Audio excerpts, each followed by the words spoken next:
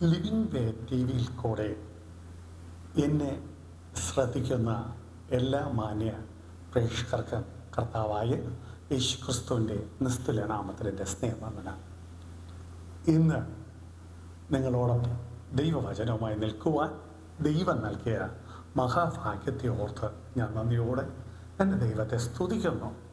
ഇന്ന് നിങ്ങളുടെ മധ്യത്തിൽ ദൈവത്തിൻ്റെ വിശ്വാസം, ദൈവത്തിലുള്ള വിശ്വാസത്തെക്കുറിച്ച് അല്പനിമിഷം ദൈവവചനത്തിൻ്റെ അടിസ്ഥാനത്തിൽ നിങ്ങളോട് സംസാരിപ്പാൻ ആഗ്രഹിക്കുന്നു. അത് നിങ്ങളുടെ ജീവിതത്തിൽ ഒരു അനുഗ്രഹമായി തീരുവാൻ സർവശക്തനാകുന്ന ദൈവം കൃപ നൽകുമാറാകട്ടെ. അതിനാസ്പദമായി വിശുദ്ധ വേദപുസ്തകത്തിൽ നിന്നും എബ്രായ ലേഖനം 11-ാം അധ്യായം അതിൻ്റെ 1-ാമത്തെ വാക്യത്തിൽ ഇപ്രകാരം കാണുവാൻ കഴിയുന്നു: വിശ്വാസം എന്നതോ ആശിക്കുന്നതിൻ്റെ ഉറപ്പ്, കാണാത്ത കാര്യങ്ങളുടെ നിശ്ചയമാകുന്നു. വീണ്ടും ഞാൻ പറയുന്നു, വിശ്വാസം എന്നതോ ആശിക്കുന്നതിൻ്റെ ഉറപ്പ്, കാണാത്ത കാര്യങ്ങളുടെ നിശ്ചയമെന്ന് പറഞ്ഞു. നമുക്ക് പലപ്പോഴും വിശ്വാസം നമ്മുടെ ജീവിതത്തിലുണ്ട്. വിശ്വാസമുള്ളത് കൊണ്ടാണ് നാം ഈ ലോകത്തിൽ മുന്നോട്ട് പോകുന്നത്. നമ്മൾ പലരെയും വിശ്വസിക്കാറുണ്ട്.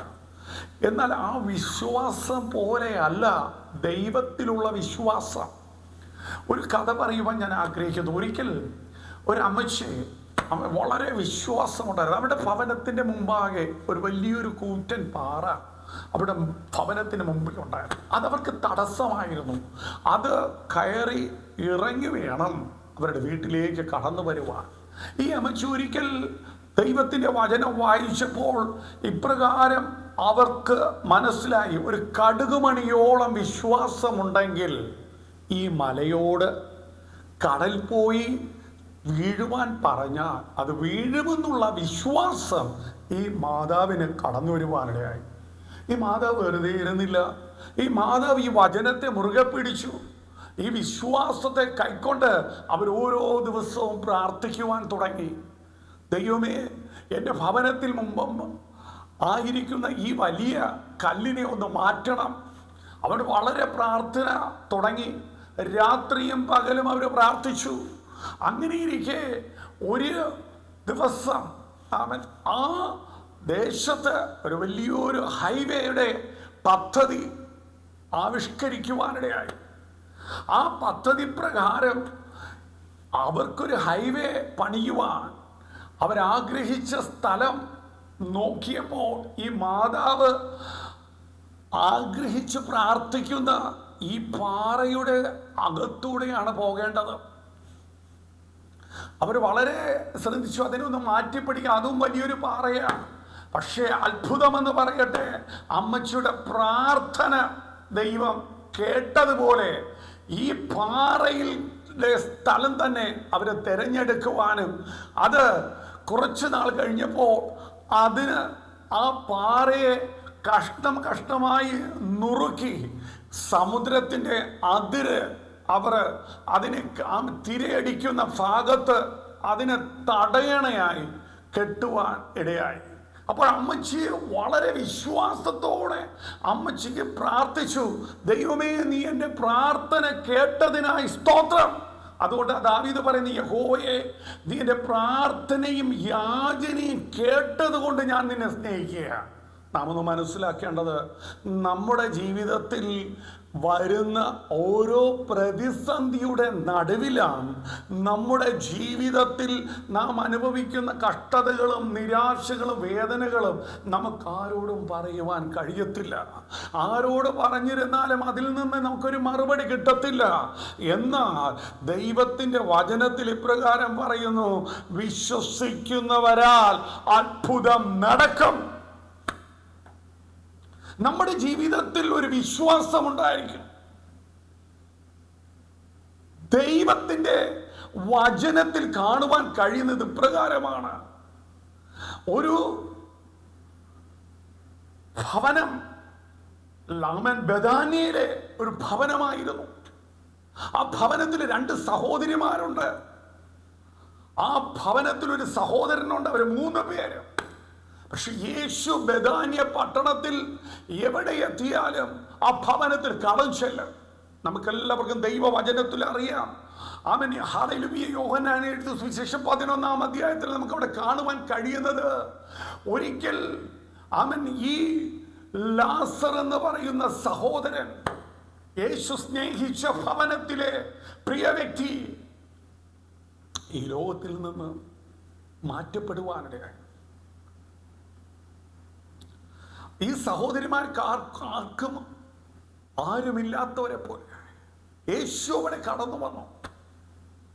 യേശു അവിടെ വന്നപ്പോൾ യേശുവിനോട് ആ സഹോദരിമാർ പറഞ്ഞ ഒരേ ഒരു വാക്ക് ഇപ്രകാരമാണ്: കർത്താവേ, അങ്ങിവിടെ ഉണ്ടായിരുന്നു എങ്കിൽ എൻ്റെ സഹോദരൻ മരിക്കുകയില്ലായിരുന്നു. അങ്ങിവിടെ ഉണ്ടായിരുന്നു എങ്കിൽ എൻ്റെ സഹോദരൻ മരിക്കുകയില്ലായിരുന്നു എന്ന് പറഞ്ഞു. ഒന്ന് ചിന്തിച്ചു നോക്കിയേ. ആ സഹോദരിയുടെ കരച്ചിലിന് മുൻപാകെ യേശു പോലും കരയുവാനിടയായി. കർത്താവ് അവളോട് പറയുകയാണ്, വിശ്വസിച്ച നിനക്ക് ദൈവത്തിൻ്റെ മഹത്വം കാണുവാൻ കഴിയുമെന്നത്. നാം ഒന്ന് മനസ്സിലാക്കേണ്ടത്, അവളോട് പറഞ്ഞ ആ വചനം അവൻ അവിടെ ആഴത്തിൽ ഇറങ്ങുവാനിടയായി. അവിടെയുള്ള എല്ലാ യഹൂദന്മാരും അലമുറയിട്ട് കരഞ്ഞ സന്ദർഭമായിരുന്നു. മരിച്ച് 4 ദിവസം കഴിഞ്ഞ് നാറ്റം വെച്ച അനുഭവമാണെന്ന് സഹോദരിമാർ പറയുമ്പോൾ, അസാധ്യത്തെ സാധ്യമാക്കുവാൻ കഴിവുള്ള ഒരു ദൈവം അവൻ ഇന്നും നമ്മോട് കൂടെ ഉണ്ട്. നാം അത് മറന്നു പോകരുത്. കർത്താവ് കല്ലറയുടെ അടുക്കൽ കടഞ്ഞു ചെന്ന് അവരോട് പറയുവാനിടെ ആ കല്ലിനെ ഒന്ന് ഉരുട്ടി മാറ്റുവാൻ. നാം ഒന്ന് മനസ്സിലാക്കേണ്ട, കല്ലുരുട്ടി മാറ്റിയപ്പോ അവൻ അത്ഭുതം അവിടെ നടക്കണമെങ്കിൽ യേശു സംസാരിക്കണം. യേശു ലാസറെ പുറത്തു വരുവാൻ അവൻ വിളിപ്പാനിടയായി. യേശുവിൻ്റെ വിളി കേട്ട് ലാസർ പുറത്തു വന്നു. പക്ഷെ ദൈവവചനത്തിൽ പറയുന്നു, അവൻ ഒരു മരിച്ചവനെ പോലെ കെട്ടപ്പെട്ടവനായി അവൻ കിടക്കുക. എന്നാൽ അവൻ്റെ കെട്ടുകളെ അഴിച്ച് പുറത്തു കൊണ്ടുവരിക. അതുപോലെയാണ് നമ്മുടെ ജീവിതത്തിൽ. നമ്മൾ പലപ്പോഴും വിശ്വാസം നമ്മുടെ ജീവിതത്തിലുണ്ട്, പക്ഷെ പല പ്രയാസങ്ങളാൽ, പ്രതികൂലങ്ങളാൽ, പ്രതിസന്ധികളാൽ നമ്മെ കെട്ടപ്പെട്ട അനുഭവമാണ്. എന്നാൽ ഈ വചനത്തിൽ കൂടെ ഞാൻ നിങ്ങളോട് പറയുന്ന ഒരു കാര്യമുണ്ട്: യേശുവിൽ വിശ്വസിക്കുമെങ്കിൽ നിങ്ങളുടെ ഈ കെട്ടുകൾ അഴിയും. യേശുവിൽ വിശ്വസിക്കുന്നു എങ്കിൽ നിങ്ങളുടെ ജീവിതത്തിൽ ഈ പ്രതിസന്ധികൾ മാറും. യേശുവിൽ വിശ്വസിക്കുന്നുവെങ്കിൽ മാറാ രോഗങ്ങളെ യേശു മാറ്റുക. അവൻ മരിച്ചവരെ ഉയർപ്പിച്ച യേശു കർത്താവ് അവൻ ഇന്നും ജീവിക്കുന്ന രക്ഷകനാകുന്നു. ആ കർത്താവ് നമ്മെ കൈവിടത്തില്ല. നാം കർത്താവിൽ വിശ്വസിക്കുകയാണെങ്കിൽ ആ കർത്താവ് നമ്മളെ ഉപേക്ഷിക്കത്തില്ല. ആ കർത്താവിനോട് കൂടെ നാം വസിക്കുമെങ്കിൽ ആ കർത്താവ് നമ്മെ കൈവിടത്തില്ല. അന്ത്യവരെ കയരം പിടിച്ചു നടത്തുവാൻ കഴിവുള്ള ഒരു ദൈവം നമ്മോട് കൂടെയുണ്ട്.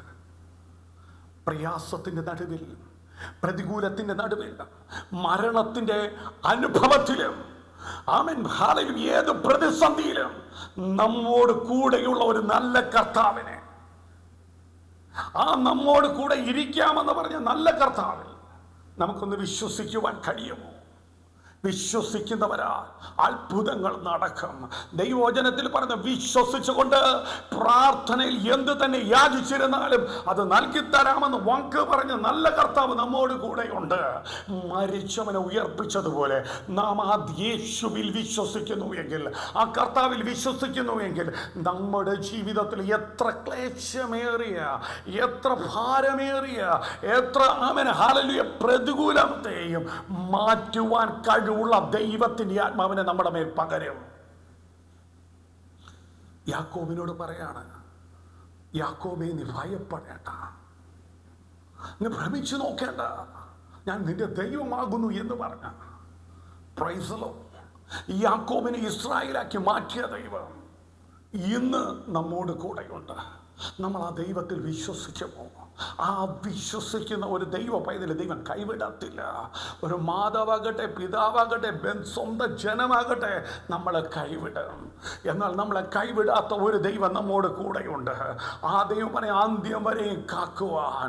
ആമൻ. നിന്റെ ജീവിതത്തിൽ, ആമൻ, ഈ ലോക ജീവിതത്തിൽ അന്ത്യം വരെ നിന്നെ കാക്കുവാൻ മാത്രമല്ല, ആ ദൈവത്തിന്റെ വചനത്തിൽ പറഞ്ഞു, ഞാൻ നിന്നെ നരയ്ക്കോളം ചുമക്കുമെന്ന്, ഞാൻ നിനക്ക് വേണ്ടി വാസസ്ഥലം ഒരുക്കാമെന്ന് അവൻ പറഞ്ഞ്, അവൻ നമുക്ക് വേണ്ടി അവസാനത്തുള്ളി രക്തവും തന്ന് ഈ ലോകത്തിൽ നിന്ന് നമുക്ക് വേണ്ടി അവൻ കഷ്ടത അനുഭവിച്ച്, അവൻ നമുക്ക് വേണ്ടി പീഡകൾ അനുഭവിച്ച് 3 ആണികളാൽ മരിച്ച് അടക്കപ്പെട്ട് ഉയർത്തെഴുന്നേറ്റ കർത്താവ് പറഞ്ഞത് പ്രകാരമാണ്, ഞാനിതാ നിങ്ങൾക്ക് വേണ്ടി വാസസ്ഥലം ഒരുക്കുവാൻ പോകുന്നു.